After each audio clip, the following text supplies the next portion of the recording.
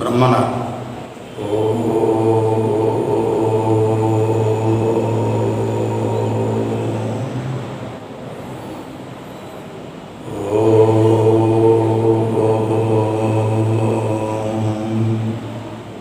शांति शांति शांति।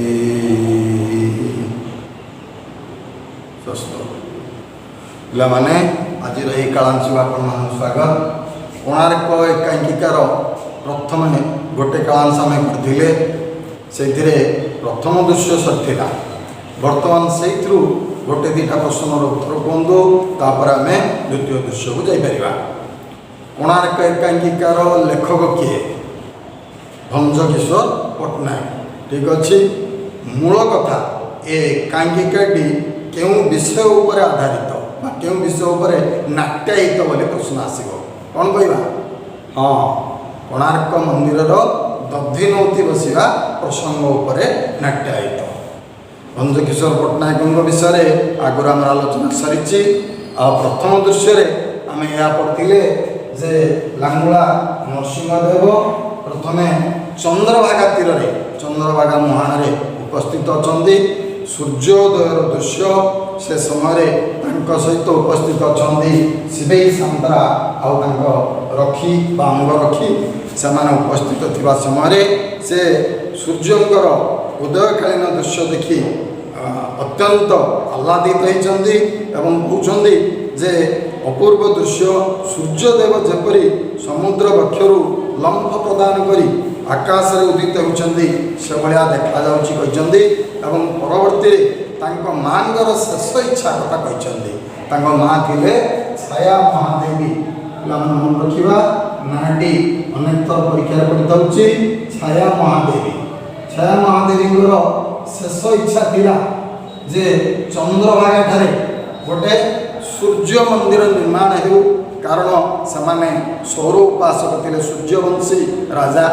तेणु सेठारे सूर्य मंदिर निर्माण करने कथा से कहते और माँगर शेष इच्छा पूरण करने से संकल्पबद्ध होती जे सेठारे से स्थान से सूर्य मंदिर निर्माण करेंगे। आउ तार एक अन्यतम कारण दर्शाई जे उत्कलर पूरपल्ली सबु देवादेवी मंदिर रही बेले सूर्य देवता उपासना गोटे सुधा मंदिर होना, तेणु यह करने आवश्यक अच्छे। से सूर्यंकर महिमा विषय से कहते सूर्य ही स्वयं नारायण, जहाँ को प्रकृत कथा जहाँ को आम प्रत्यक्ष रूपे प्रतिदिन देखिपे। सूर्यदेव ही स्वयं नारायण बोली कहते एवं सूर्यंकर महात्मा विषय वर्णना करने जाई सांबों विषय उपस्थापन कर सांब दुरारोग्य कुष्ठ व्याधि आक्रांत होते किंतु परवर्ती सूर्यंकर उपासना करी से कुष्ठ रोग मुक्त होते। से भली कहवापर परवर्ती से कहते ए मंदिर है कारुकार्य उत्कलर सर्वश्रेष्ठ कीर्ति। तापर शिवेई सांतरा तार उत्तर कहते सम्राट परम धार्मिक महानुभव सम्राट जय हो। एवं नरसिंहदेव शिवेई सांतरा जेहेतु अधिक अधिक विश्वास कर तेणु तांकरी ऊपर से दायित्व न्यस्त कहते जे तुम्हें मोर अति विश्वासी आज तुमरी हस्तरे ए विराट दायित्व मु अर्पण करुछि। समुद्रर छाती उपर यही पद्मतला गंड उपर ही मंदिर तोला है। कारीगरी कौशल रूपर गरिमारी यही मंदिर है सारा विश्वर द्वितीय। यह कहवापर शिवेई सांतरा कृतज्ञता जनवा कहते जे ताई एव छमु आपण आदेश पालित हो। ए नगण्य प्रजा शिवेई सांतरा उपरे आपण अतुट विश्वास रखी ताको ये दायित्व देथिबारु मु निजको धन्य मन करुछि बोली कहते एवं सेतबेले सेमानकर प्रस्थान घटी। तापर द्वितीय दृश्य आरंभ। पिलामाने द्वितीय दृश्यर प्रथम दृश्यपट अच्छी जहाँ जे विशु महाराणा घर। क्या घर? विशु महाराणा घर। से कथा कहुई विशु महाराणा नाम पिला बेलू शुणीचे। विशु महाराणा घर से कांदी कांदी प्रवेश करिछि धर्मा। विशु महाराणा एकमात्र पुओ धर्मा से ସେଠି ପ୍ରବେଶ କରିଛି। ଯେହେତୁ ସେ କାନ୍ଦି କାନ୍ଦି ପ୍ରବେଶ କରିଛି, ମା ମା କହିକି କାନ୍ଦୁଛି। ଧର୍ମାର ମା ତାର ଦୁଃଖ ଦେଖିକି ପଚାରୁଛନ୍ତି, ତୋର କ'ଣ ହେଲା ରେ ପୁଅ, କାହିଁକି କାନ୍ଦୁଛୁ ବାପ? ମା ଗୋଟେ କଥା ପଚାରିବି, ମୋତେ ସତ କହିବୁ? ଭଲ ବାୟାଟାଏ, ହଉ କହିବି, କହ। ସେତେବେଳେ ଧର୍ମା କହୁଛି, ମୁଁ ସେ କଥା ହେବନି, ତୁ ମୋ ଦିଅ ଛୁଇଁ କହ, ସତ କହିବୁ, ମିଛ କହିବୁନି। ଏତିକି ବେଳେ ମାଆଙ୍କ ମନ ହୃଦୟ ତରଳି ଯାଇଛି। ସେ ସାଙ୍ଗେ ସାଙ୍ଗେ କହୁଛନ୍ତି, କ'ଣ କହିଲୁ ରେ ଧର୍ମା, ମୁଁ ତ ଦିହ ଛୁଇଁବି? ମୁଁ ଏକୋଇର ବେଳା ବିଶିକେଶନ, ଏକୋଇର ବେଳା ବିଶିକେଶନ। ଏହାର ଅର୍ଥ ହେଲା ଏକମାତ୍ର ପୁଅ। ଲକ୍ଷେ ଦିଅ ପୂଜି ତତେ ପାଇଛି। ଅନେକଙ୍କର ସନ୍ତାନ ସନ୍ତତି ଜନ୍ମ ହୋଇନଥାନ୍ତି, ଅନେକ ଦିନ ପରେ ଜନ୍ମ ହୁଅନ୍ତି, ସେଇଭଳି ତାଙ୍କ ପରିସ୍ଥିତି ହେଇଛି। ତେଣୁ ସେ କହୁଛନ୍ତି, ଲକ୍ଷେ ଦିଅ ପୂଜି ତତେ ପାଇଛି, ମା ହେଇ ଫେର ମୁଁ ତ ଦିଅ ଛୁଇଁବି? ବାପରେ ମୁଁ ପଛେ ମରିଯାଏ, ଜି ବଞ୍ଚି ତୁ ଯୁଗରାଇଜ କର, ତୁ ବାପର ନାଁ ରଖ। ପିଲାଟି ଯାହା ପଚାରିବାକୁ ଚାହୁଁଥିଲା, ମାଆଙ୍କ ପାଟିରୁ ତାହା ବାହାରି ଯାଇଛି। ତେଣୁ ଧର୍ମା ଗଦ୍ଗଦ ହେଇ ପଚାରୁ, ବାପର ନାଁ ରଖ। କିଏ କିଏ ମୋ ବାପା? କାହାନ୍ତି ସେ? ମୁଁ ହେତୁ ପାଇଲା ଦିନୁ ତୁ ଖାଲି ଇଆଡ଼ୁ ସିଆଡ଼ୁ ଭଣ୍ଡେଇ ଦେଉଛୁ, ହେଲେ ଆଜି ଛାଡ଼ିବୁନି, କହ ମା। ଧର୍ମାର ମା ପୁଣି ସେଇ କଥାକୁ ଆଡ଼େଇ ଦେବା ପାଇଁ କହୁଛନ୍ତି, ମୋ ମୁଣ୍ଡ ଖାଇବୁ ଧର୍ମା, କ'ଣ ହେଇଛି କହିଲୁ, ତୋ ମୁଣ୍ଡରେ ଏସବୁ କଥା? ପିଲାଟି ପୁଣି କାନ୍ଦିବାକୁ ଆରମ୍ଭ କରୁଛି। ତାର ଲୁହ ଦେଖିକି ସେ କହୁଛନ୍ତି, ବାପା କହିଲେ ସିନା ଜାଣିବି। ଧର୍ମା କିନ୍ତୁ କଠୋର ଗୋଟିଏ କଥାରେ ସେ ରହିଛି, କହୁଛି, ସତ କହ ମା, ମୋ ବାପା କାହାନ୍ତି? ଧର୍ମାର ମାଙ୍କ ପାଖରେ ଅନ୍ୟ କିଛି ଉପାୟ ନାହିଁ। ସେ ବାଧ୍ୟ ହେଇକି ସେ କଥା କହିବାକୁ ଯାଇ କହୁଛନ୍ତି, ବାପା ବାପା ଅଛନ୍ତି, ଶୁଣ ଆଜି ତୋତେ ସବୁ କଥା କହିବି, ନହେଲେ ତୋ ଟିକି ମନରୁ ଦୁଃଖ ଦୂର ହେବ କେମିତି? ଦୀର୍ଘ ନିଶ୍ୱାସ ଛାଡ଼ିକି କହୁଛନ୍ତି, 12 ବର୍ଷ ହୋଇଗଲା ତୁ ଜନ୍ମ ହୋଇନଥାଉ। ମଣିମାଙ୍କ ଡାକରା ପାଇ ସେ କୁଆଡ଼େ ଯାଇଛନ୍ତି, କ'ଣ କରୁଛନ୍ତି ମୁଁ ଜାଣିନି ବାପା। ହେଲେ ହେଲେ କହିକି ସେ ପୁଣି ଆଖିରୁ ଲୁହ ପୋଛୁଛନ୍ତି। ମୋ ମନ କହୁଛି, ଯେଉଁଠି ପଛକେ ଥାଆନ୍ତୁ ସେ ଭଲରେ ଅଛନ୍ତି, ଜିଁ କରି ଅଛନ୍ତି, ଠାକୁରେ ଦୟା କଲେ ନିଶ୍ଚୟ ଘରକୁ ଫେରିଆସିବେ। ଯେହେତୁ ହିନ୍ଦୁ ଧର୍ମର ସଧବା ନାରୀ, ତାଙ୍କର ଶଙ୍କା ସୁନ୍ଦର ଉପରେ ପ୍ରଗାଢ଼ ବିଶ୍ୱାସ, ତେଣୁ ସେ କହୁଛନ୍ତି, ମୋ ମନ କହୁଛି, ତାଙ୍କ ମନ ଦୃଢ଼ ଅଛି। ସେଇ କଥା ସେ ପ୍ରକାଶ କରୁଛନ୍ତି ଯେ ସେ ଯେଉଁଠି ଥାଆନ୍ତୁ ଭଲରେ ଅଛନ୍ତି, ଜିଁ କରି ଅଛନ୍ତି, ଆଉ ଯଦି ଠାକୁରେ ଦୟା କରିବେ ସେ ନିଶ୍ଚୟ ଘରକୁ ଫେରିଆସିବେ। ଧର୍ମା ସେତେବେଳେ ଖୁସି ହେଇଯାଇଛି, ତା ପ୍ରଶ୍ନର ଉତ୍ତର ସେ ପାଇଯାଇଛି। ତେଣୁ ସବୁ ପିଲା ଚାହାନ୍ତି, ଜାଣନ୍ତି ପିଲାବେଳେ ଯେ ତାଙ୍କ ବାପା ହେଉଛନ୍ତି ସବୁଠାରୁ ବଡ଼। ତେଣୁ ସେଭଳିଆ ସେ ପଚାରୁଛି, ଆଚ୍ଛା ମା, ବାପା କ'ଣ ବଡ଼ କାରିଗର? ଧର୍ମାର ମା ଉତ୍ତର ଦେଇ କହୁଛି, ବଡ଼ କ'ଣ ରେ ପୁଅ, ବହୁତ ବଡ଼। ତୋ ବାପାଙ୍କଠୁ ବଢ଼ି ବଡ଼ କାରିଗର ଏ ମୁଲକରେ ଆଉ କେହି ନାହିଁ। ଧର୍ମାର ମନ ବହୁତ ଖୁସି ହେଇଯାଇଛି। ଖୁସିରେ କହୁଛି ଯେ ଠାକୁରେ କରନ୍ତୁ ମୋ ବାପା ଭଲରେ ଘରକୁ ଫେରନ୍ତୁ। ସେତିକି ବେଳେ ବାହାରୁ କାହାର ଜଣଙ୍କର ପାଟି ଶୁଭା ଯାଉଛି। ଯେହେତୁ ତାଙ୍କ ନାଁ ଜଣା ନାହିଁ, ତେଣୁ ସେଥିରେ ନାଁଟି ଦିଆଯାଇଛି ଆଗନ୍ତୁକ। ଆଗନ୍ତୁକ ବୋଲି ନାଁ କହିଛନ୍ତି। ଆଗନ୍ତୁକ କହିବାର ଅର୍ଥ ଆସିଥିବା ବ୍ୟକ୍ତି। ଆଗନ୍ତୁକ ଜଣକ କିଏ ସେ ବିଷୟରେ କିଛି ଜଣା ନାହିଁ। କହୁଛନ୍ତି, କିଏ ଡାକୁଛ? ଧର୍ମା କହୁଛି, ମୁଁ ଦେଖି ଆସେ। ଧର୍ମାର ମା ସେତେବେଳେ କିଛି ଅଶୁଭ ସଂକେତ ଅନୁଭବ କରୁଛନ୍ତି। ଇଏ କ'ଣ, ମୁଁ ଡାହାଣ ଆଖି ଏମିତି ନାଚି ଉଠୁଛି କାହିଁକି? ସ୍ତ୍ରୀ ଲୋକମାନଙ୍କର ଡାହାଣ ଆଖି ନାଚିବା କାଳେ ଅଶୁଭ ହେଇଥାଇପାରେ, ସେଇଭଳିଆ ଭାବନା ତାଙ୍କ ମନରେ। ଆଗନ୍ତୁକ ଜଣକୁ ଡାକି ଆଣିକି ଧର୍ମା ପହଞ୍ଚେଇଛି। ଆସ ମଉସା, ଇଏ ମୋ ମା, କ'ଣ ବାତେନି ଆଣିଛ ପରା, ତାକୁ ହିଁ କହ।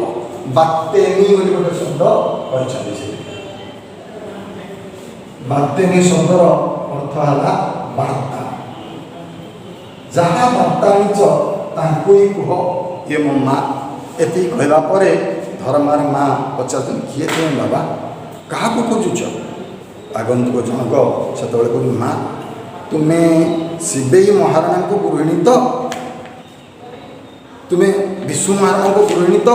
ବୋଲି କହିଲି, ବିଶୁ ମହାରଣାଙ୍କ ଗୃହିଣୀ। ବିଶୁ ମହାରଣାଙ୍କ ଗୃହିଣୀ ବୋଲି ତାଙ୍କ ମନରେ ତଥାପି ସନ୍ଦେହ ଅଛି। ତେଣୁ ସେ ପଚାରିଛନ୍ତି। ଧର୍ମା କହୁଛନ୍ତି, ହଁ ବାବା କହ, ସେଇଠି ବସ। ତାଙ୍କୁ ବସିବା ପାଇଁ ସ୍ଥାନ ଦେଇଛନ୍ତି। ଓହୋ, ସେ ଥକା ହେଇଯାଇଛନ୍ତି। ପଚାରି ପଚାରି ବହୁତ କଷ୍ଟରେ ତୁମ ଘରକୁ ଆସିଛି ମା। ଧର୍ମାର ମା କହିଲେ, ତୁମେ ଠିକ୍ ଜାଗାରେ ପହଞ୍ଚିଛ ବାବା, ଏବେ କ'ଣ କହିବାର ଅଛି କୁହ। କେହି ଜଣେ ଆସିଛି, କ'ଣ କହିବାକୁ ଆସିଛି ଶୁଣିଲା ବେଳେ ମନକୁ ଟିକେ ଛଟପଟ ଲାଗେ। ସେମିତି ସେ ପଚାରିଛନ୍ତି। ଆଗନ୍ତୁକ ଜଣକ କିନ୍ତୁ ହଠାତ୍ କହିବା ପାଇଁ ରାଜି ନୁହଁ। କହିବି ଯେ କହିକି ସେ ଟିକେ ଚାରିଆଡ଼କୁ ଚାଲିଛି। ତା ମନରେ ବି ଭୟ, ହେଲେ କଥାଟା କାନକୁ ଦି କାନ ହୋଇ ପ୍ରଘଟ ହୋଇଯାଏ ଯଦି, ଇଏ ରଜାଘର କଥା ମା, ମୋ ମୁଣ୍ଡ ରହିବନି। ଧର୍ମାର ମା ଟିକେ ଆହୁରି ଆଶ୍ଚର୍ଯ୍ୟ ହେଉଛନ୍ତି। ମୋତେ ଯେତେବେଳେ ମା ବୋଲି ଡାକିଛ, ମନରେ ଭୟ ନ ରଖି କୁହ। ଆଗନ୍ତୁକ ଜଣକ ଉତ୍ତର ଦେଇ କହୁଛି, କ'ଣ କଥା କ'ଣ କି ମା, ଚନ୍ଦ୍ରଭାଗାଠି ମହାରାଜା ଦେଉଳ ତୋଳାଉଛନ୍ତି। ମହାରାଜା ବଦଳରେ ମହାରାଜା କହିଛି। 12 ବର୍ଷ ହୋଇଗଲା, 1200 ବଢ଼େଇ ଦିନ ନାହିଁ ରାତି ନାହିଁ କାମରେ ଲାଗିଛନ୍ତି, ହେଲେ ପୁଣି ଟିକେ ରହିଯାଇଛି। ଆଉ ଥରେ ଚାରିଆଡ଼କୁ ଚାହୁଁଛି। ଧର୍ମାର ମା ହେଲେ ଡର ନା କୁହ, ତୁମ କଥା ଶୁଣିଲା ବେଳୁ ମୋ ଛାତି ଭିତରଟା ଯେମିତି କ'ଣ ହୋଇଯାଉଛି। କିଛି ନାହିଁ ମା, ଦେଉଳ ତୋଳା ସରିଯାଇଛି। ଓହୋ, ଦେଉଳ ତୋଳା ସରିଯାଇଛି ମାନେ ତା ସ୍ୱାମୀ ନିଶ୍ଚୟ ଘରକୁ ଫେରିବେ, ଏଇ ଭାବନା ତାଙ୍କ ମନରେ ଆସିଥିବ।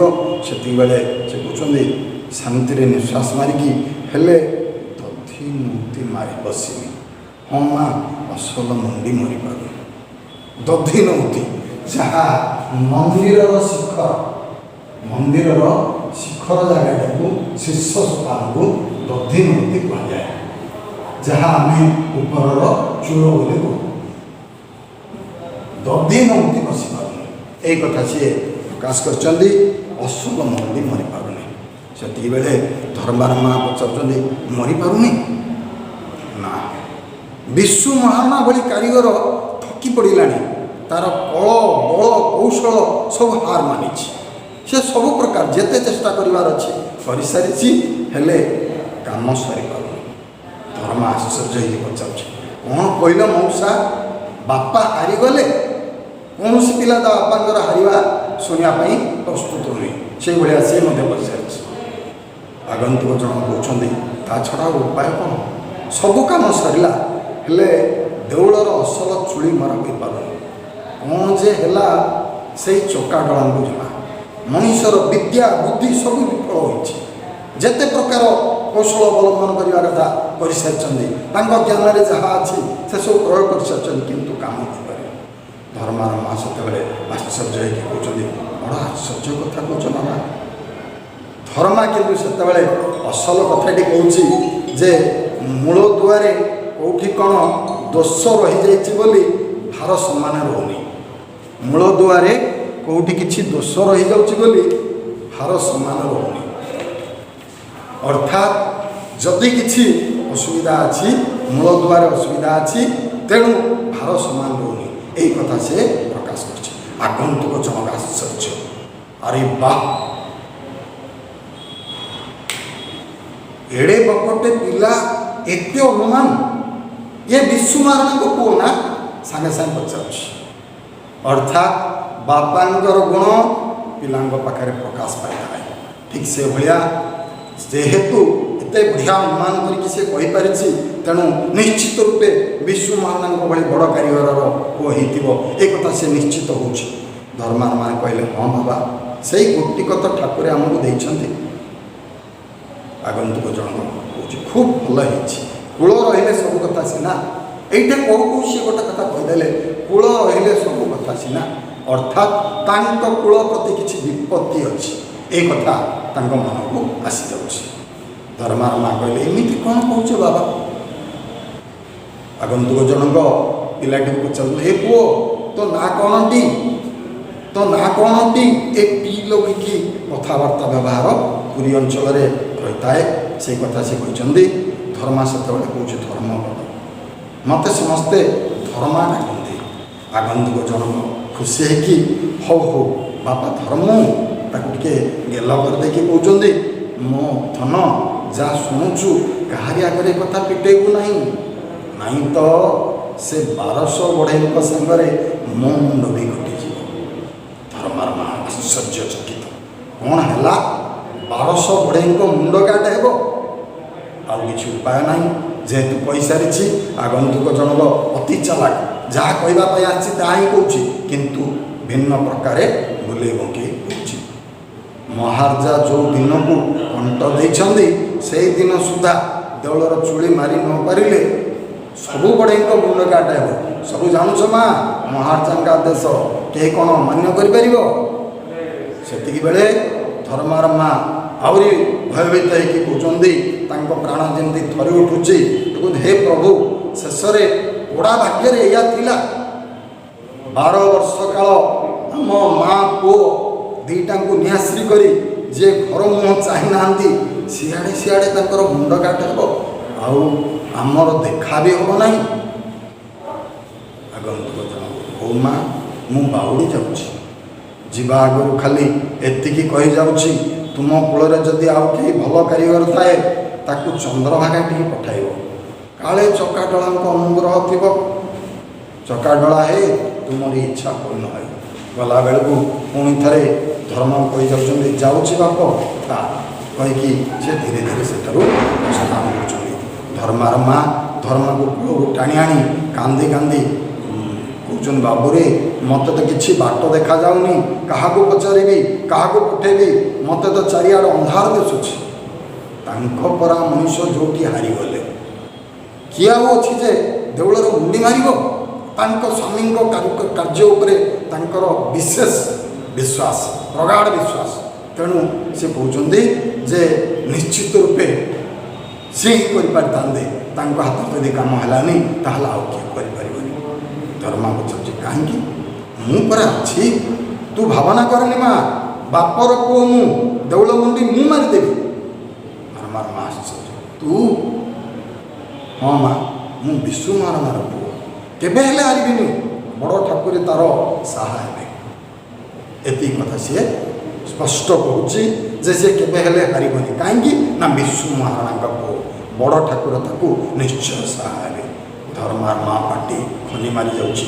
ଧର୍ମା ଏଭଳିଆ ଧୀର ସ୍ଥିରରେ ସେ କହୁଛନ୍ତି, କ'ଣ କହୁଛୁ ରେ ତୁ? ଛୁଆଟାଏ ହାତରେ ଖାଇ ଶିଖିନୁ ଯେ ଗଣ୍ଡାଏ ଖୁଆଇ ଦେଲେ ଯାଇ ଖାଉଛୁ। ଧର୍ମା କହୁଛୁ ଉତ୍ତର, ଶୁଣିନୁ ମା, ଟିକି ଛୁଆ ଅଭିମନ୍ୟୁ କି ବୀରପଣିଆ ଦେଖେଇଲା। ଧ୍ରୁବ ପ୍ରହ୍ଲାଦ ଟିକି ପିଲା ହେଇ, ଅର୍ଥାତ୍ ଏଇମାନେ ସବୁ ଅଭିମନ୍ୟୁ, ପ୍ରହ୍ଲାଦ, ଧ୍ରୁବ, ଏମାନେ ସବୁ ଛୋଟ ପିଲାବେଳୁ ହିଁ ବଡ଼ ବଡ଼ କାମ କରିଛନ୍ତି। ମୁଁ ଠିକ୍ ସେମିତି ବଡ଼ କାମ କରିକି ଦେଖେଇବି।